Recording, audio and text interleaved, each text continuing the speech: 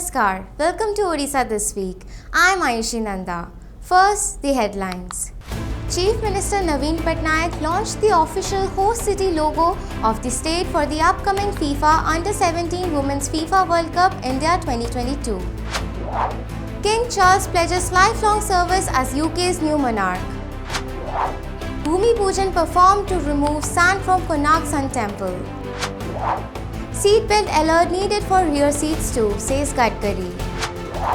Biden to consult leaders on reforming Security Council, US official. Mahabharat to find an OTT home on Disney Plus Hotstar, global audience. Now, the news in details. Chief Minister Naveen Patnaik launched the official host city logo of the state for the upcoming FIFA Under-17 Women's FIFA World Cup India 2022, for which Odisha is one of the three hosts. The FIFA U17 Women's World Cup India 2022, scheduled to be held between 11th October and 30th October across Odisha, Goa and Maharashtra, will be the first FIFA women's competition to be held in India and the first FIFA competition to be hosted by the state of Odisha. Expressing his delight at the launch event, Naveen Patnaik said, Odisha is emerging as a leading sports destination, and hosting the FIFA U17 Women's World Cup India 2022 is a momentous opportunity for the state. The official host city logo launch of Odisha is an important milestone which also signifies the progress of women's football. We are excited to host the best young female footballers from across the world, and especially the Indian team, who will be playing all their group stage games at the Kalinga Stadium.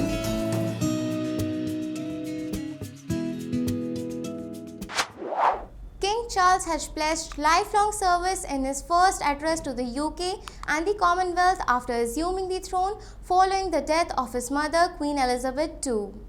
The televised speech was broadcasted on Friday as a service to remember the late Queen, attended by the senior politicians and 2,000 members of the public, which took place at the St. Paul Cathedral, as the BBC reported. 70 years later, the UK saw the first official rendition of the national anthem, God Save the King, since Charles became the monarch. In his televised address, the 73-year-old said her dedication and devotion as a sovereign never wavered, through the times of change and progress, through the times of joy and celebration, and through the times of sadness and loss. Throughout her life, Her Majesty the Queen was an inspiration. Queen Elizabeth was a life well lived, a promise with a destiny, and she mourned deeply in her passing. That promise of a lifelong service I renew to you all today.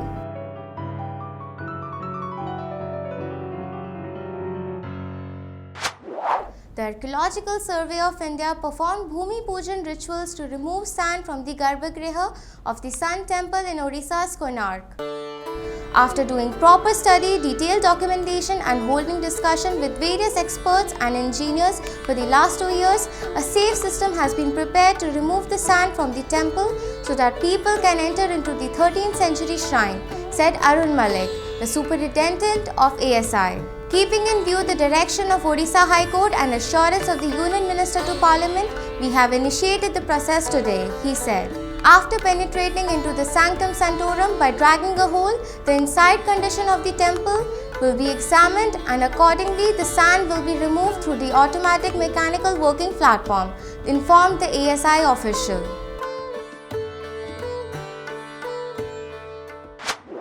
Union Minister for Road Transport and Highways Nitin Gadkari stressed on the importance of passengers in the rear seat wearing seatbelt while travelling in a four-wheeler. Referring to the tragic death of industrialist Cyrus Mistry, who died in a road accident near Mumbai on Sunday, Gadkari said, I have made legal provisions in this regard. Mistry, former Tata Sons chairman, was sitting in the back of the seat and was not wearing a seatbelt when a speeding Mercedes crashed into the divider in Maharashtra's Palghar district on Sunday. Addressing a press conference here, Gadkari said that the provisions are being made to introduce a seatbelt alarm system for the rear seats, just like the driver's seat.